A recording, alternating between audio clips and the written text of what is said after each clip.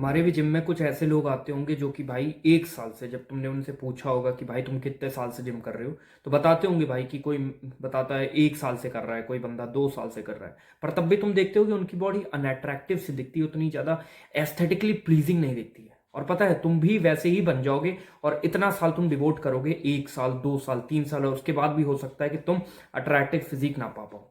अब attractive physique क्या होता है? तुमको लगता है कि भाई मसल्स होगी मेरी बॉडी पे ज्यादा, तो मैं ऑलरेडी भाई अपने आप में ऑटोमेटिकली अट्रैक्टिव दिखूंगा। नहीं, ऐसा नहीं होता भाई।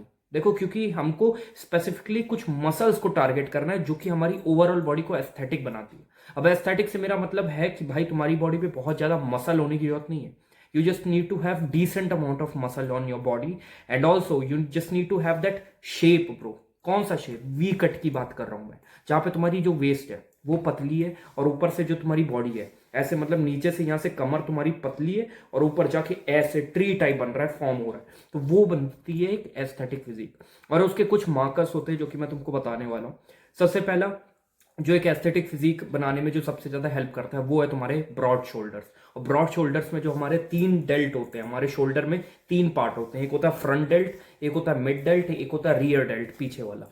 तो जो बॉडी को एक एस्थेटिक लुक देता है ना जो सबसे ज्यादा, वो होता है तुम्हारी शोल्डर का मिड डेल्ट। उसको तुमको सबसे ज्यादा टारगेट करना है। और वो अगर तुम्हारा ऐसे मतलब बाहर निकल के आता है ना, लिटरली कप टाइप का बन जाता है अगर जब तुम अपनी टी शर्ट उतारते हो, तो भाई वो बहुत ही ज्यादा अट्रैक्टिव लगता है। एंड एक्चुअली में तुम सडनली नोटिस करोगे कि girls also started noticing you, even if you like have a lot of muscle, लेकिन तुम्हारी जो शोल्डर्स है वो अच्छे से वेल डेवलप नहीं है, तो ज्यादा लोग तुमको नहीं नजर करते, ज्यादा लोग ऐसे नहीं सोचते कि ये जिम जाता है। पर जैसे ही तुम टी शर्ट उतारते हो और देखते हैं भाई लोग कि तुम्हारे शोल्डर्स जो एकदम मतलब कप की तरह है, एकदम मतलब ऐसे गोल मटोल है, तो भाई वो एक्चुअली में साइन जाता है कि भाई ये बंदा बहुत ही मैस्कुलिन है और ये प्रॉपरली ट्रेन करता है। सेकेंड मसल हमारे लैट्स होते हैं भाई। लैट्स और शोल्डर्स ही ऐसे दो सबसे मेन मसल ग्रुप है जो कि तुम्हारी पूरी की पूरी एस्थेटिकनेस डिसाइड करते हैं। ये जितने ज्यादा बाहर को निकले होंगे उतनी ज्यादा तुम्हारी बॉडी वी टेपर टाइप लगेगी, और वेस्ट तुम्हारी अगर मोटी भी है, लेकिन अगर तुम्हारे शोल्डर्स वेल डेवलप हैं और तुम्हारे लैट्स वेल डेवलप हैं तो वो एक तरह से वी टेपर ही कट देते हैं। तो इसीलिए तुमको फोकस करना है भाई जिम में जाके, instead of focusing on your calves और some muscles like that, you should be focusing on aesthetic muscle group first. क्योंकि सबको भाई अटेंशन चाहिए। तुम कितना भी अपने अंदर कोप करते रहो भाई कि नहीं मैं तो बैटमैन हूं भाई और मेरे को किसी से अटेंशन की जरूरत नहीं है, मैं अपने में ही सफिशिएंट हूं, पर your body knows, your brain knows कि हाँ भाई तुमको मॉग करना है सबको। और मॉग का सबसे बड़ा मार्कर है कि लोग तुमको प्रेस करें, तब ब्रेन को लगता है कि तुमने मॉग किया है सही से। तो उसके लिए तुमको लैट्स पे फोकस करना है सबसे ज्यादा, ठीक है। उसके बाद थर्ड जो तुम्हारा मसल ग्रुप है वो है तुम्हारी भाई फोर आर्म्स, ठीक है। फोर आर्म जब देखते हैं ना लोग कि पावरफुल है भाई, क्योंकि जब तुम कोई भी टी शर्ट पहनते हो, गर्मी में हम लोग हाफ टी शर्ट पहनते हैं, ठीक है, ज्यादातर लोग, तो उसमें क्या होता है कि भाई जो तुम्हारे आर्म्स है उसमें फोर आर्म्स जो है तुम्हारे बहुत ही ज्यादा विजिबल होते हैं। और कोई, मैं लिटरली बता रहा हूँ, मैं पहले फोर आर्म्स अपने होते ट्रेन भी नहीं करता था, तो मेरे को भाई समझ नहीं आता था। और एक मेरा दोस्त था भाई, वो अच्छे से पूरा हफ्ते में 3 बार फोर आर्म्स पे डेडिकेटेडली, फोर आर्म डे था उसका, और हफ्ते में 3 बार वो फोर आर्म्स को ट्रेन करता था। उसके फोर आर्म्स लिटरली भाई मेरे आर्म्स के बराबर थे। मेरे आर्म्स 14 इंच के हैं एंड उसके फोर आर्म 14 इंच के हुआ करते थे भाई उस समय, ठीक है, 1 साल पहले।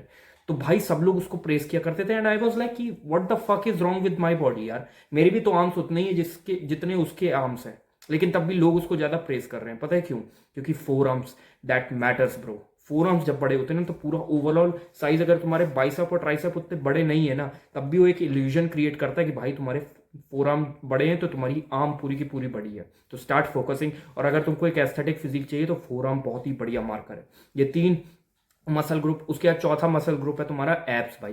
एप्स जब जब तुम टी शर्ट उतारोगे भाई तो एप्स होते हैं ना भाई। एप्स क्यों भाई? पहले बहुत ज्यादा हाइप में चलते थे भाई, 2015 में मेरे को याद है भाई, सब लोग पागल थे एप्स भाई, सलमान खान जैसे चाहिए।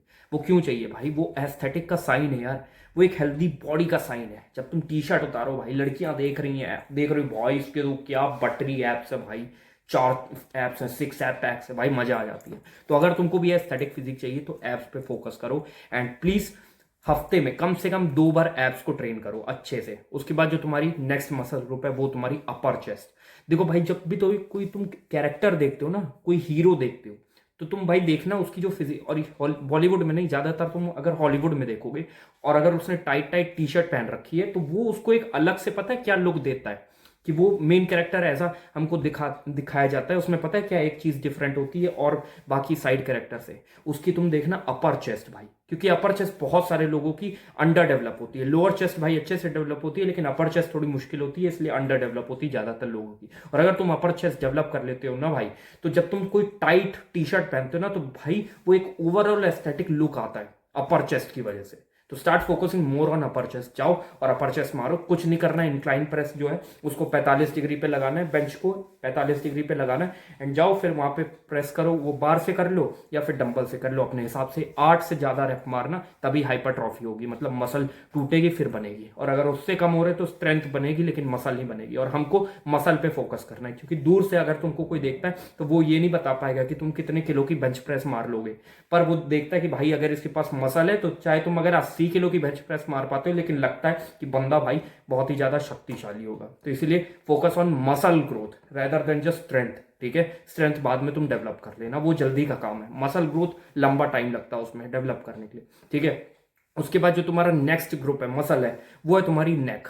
भाई जो एस्थेटिक लगती है ना सबसे ज्यादा, अगर मैं तुमको बताऊं, अगर कोई एक 1 से लेके 5 तक अगर मैं कंपैरिजन करूं स्केल पे, सबसे ज्यादा एस्थेटिकनेस के मामले में, तो वो भाई सबसे ज्यादा तुम्हारी नेक ही होती है। क्योंकि अगर एक वाइड नेक है ना तुम्हारी, तो वो भाई तुम्हारे फेस को छोटा दिखाती है और तुम्हारी बॉडी को ऐसा ऐसे अगर कोई दूसरा बंदा देखता है ना, तो उसको लगता है कि भाई ये बंदा जिम जाता होगा, अगर वो नहीं भी जाता, लेकिन अगर उसकी मोटी मसा ये है ना वाइड नेक है, तो भाई वो एक इल्यूजन क्रिएट करती है कि ये बंदा मैस्कुलिन होगा, क्योंकि बहुत ज्यादा एस्थेटिक लगती है।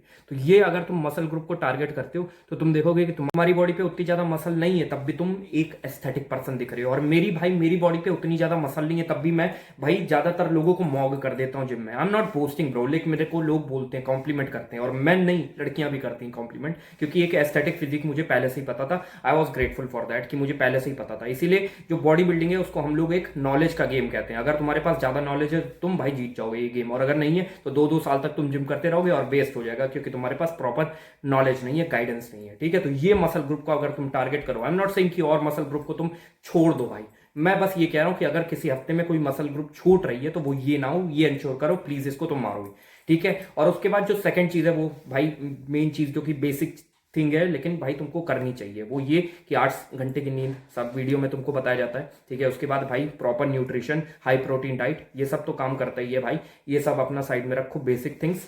एंड जो कि सेकंड मेन चीज है एस्थेटिक फिजिक के लिए, वो है भाई तुम्हारा टेस्टोस्टेरोन हाई होना चाहिए। अगर तुम्हारा टेस्टोस्टेरोन लो है ना, तो तुम कितनी भी एक्सरसाइज कर लो, कितनी भी अच्छी डाइट ले लो, कितना भी ज्यादा तुम सो लो भाई, तुम्हारी बॉडी बन ही नहीं सकती। बताऊं क्यों? क्योंकि जो टेस्टोस्टेरोन है भाई, वो तुम्हारी बॉडी बनाता है, वो तुम्हारी मसल ग्रोथ को प्रोडक्शन करता है। जितने भी जो बंदे स्टेरॉइड लेते हैं ना, उसमें क्या होता है, ज्यादातर स्टेरॉइड्स में टेस्टोस्टेरोन ही होता है, टीआरटी होता है, टेस्टोस्टेरोन रिप्लेसमेंट थेरेपी। तो तुम्हारा नेचुरली जितना ज्यादा टेस्टोस्टेरोन हाई होगा ना, उतनी अच्छी तुम्हारी मसल ग्रोथ होगी, उतनी ज्यादा तुम्हारी बॉडी एस्थेटिक लगेगी, अगर तुम एस्थेटिक मसल ग्रोथ को टारगेट करते हो। और अगर तुमको नहीं पता है कि कैसे अपना टेस्टोस्टेरोन हाई करें, मैं तुमको एक अच्छे पूरी डेडिकेटेड वीडियो बना के दे दूंगा, उसमें मैं तुमको 5 से 6 चीज बता दूंगा, जो कि अगर तुम करोगे, तुम मैं भाई गारंटी देता हूं, बस 2 महीने के अंदर अंदर तुम्हारा जितना भी टेस्टोस्टेरोन है उससे 100 से लेके 150 नैनोग्राम पर डेसीलीटर टेस्टोस्टेरोन ज्यादा हो जाएगा, गारंटी। पर तुमको करना पड़ेगा। इस वीडियो में अगर मैं तुमको बताऊं तो 2 जो सबसे बड़ी चीज है वो यही है भाई कि विटामिन डी की तुम अपनी डेफिशिएंसी को सही करो, कोई ब्लड टेस्ट कराओ और उससे पता करो कि अगर तुम्हारी विटामिन डी की डेफिशिएंसी है तो कैप्सूल लो और उसको पूरा करो, और 30 मिनट सनलाइट लो। एंड दूसरी चीज जो सबसे इंपॉर्टेंट है भाई, कैलोरी डेफिशिएट में मत रहो, क्योंकि जब कैलोरी डेफिशिएट में रहते हो तो भाई तुम्हारी बॉडी को अच्छे से इनफ न्यूट्रिएंट नहीं मिलते, जिसकी वजह से जो टेस्टोस्टेरोन प्रोडक्शन है वो कम कर देती है बॉडी। तो तुम बल्किंग करो और लीन बल्किंग करो, ज्यादा बल्किंग मत करो। ज्यादा कैलोरी सरप्लस रखोगे तो फिर भाई फैट गेन हो जाएगा, फिर टेस्टोस्टेरोन डाउन हो जाएगा। तो इसलिए बस तुमको थोड़ा सा 200 से 300 कैलोरी का सरप्लस रखना है, और तुम देखो तुम्हारा टेस्टोस्टेरोन कितना बूम पे जाता है। और properly sleep low. That's all for today's video. मेहनत करो एंड पैसा कमाओ।